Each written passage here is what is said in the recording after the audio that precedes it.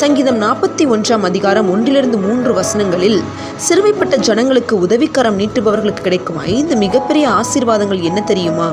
அவர்களின் தீங்கு நாளில் விடுவிப்பார், அவர்களை பாதுகாத்து உயிரோடு வைப்பார், அவர்களை பூமியிலே ஆசீர்வாதமாய் வைப்பார், அவர்களை சத்துருவின் இஷ்டத்திற்கு ஒப்பு கொடுக்க மாட்டார், அவர்களை வியாதி படுக்கையில் இருந்து முழுவதும் மாற்றி போடுவார்.